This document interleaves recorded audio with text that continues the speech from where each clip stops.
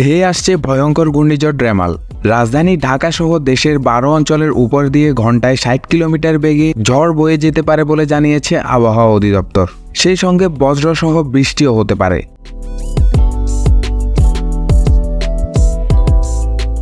রোববার সকাল 9টা পর্যন্ত দেশের অভ্যন্তরীণ নদীবন্দরগুলোর জন্য দেওয়া এক পূর্বাভাসে এই তথ্য জানানো হয়েছে।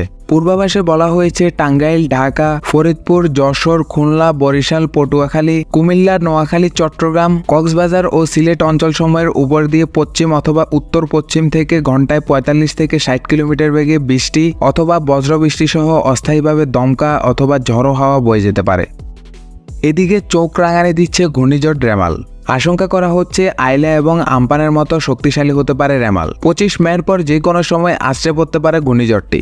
তবে ঠিক কোন অঞ্চলে ঘূর্ণিঝড়টি আঘাত হানতে পারে তা এখনই নিশ্চিতভাবে বলা যাচ্ছে না।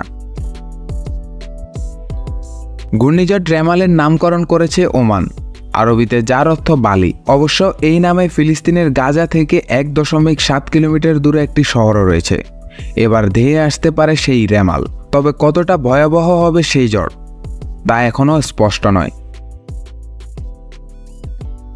আবহাওয়া অফিস জানিয়েছে, ঘূর্ণিঝড় তৈরির জন্য সাগরের পানির তলার তাপমাত্রা 26.5 ডিগ্রি সেলসিয়াস হতে হয়। কমপক্ষে 50 মিটার গভীরতা অবধি এই তাপমাত্রা থাকতে হয়। বর্তমানে বঙ্গোপসাগরে এই ধরনের তাপমাত্রাই রয়েছে।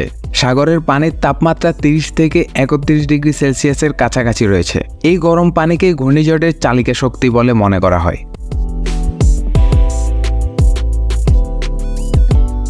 শাহরিয়ার তাওসিফ, দৈনিক সমাচার, ঢাকা।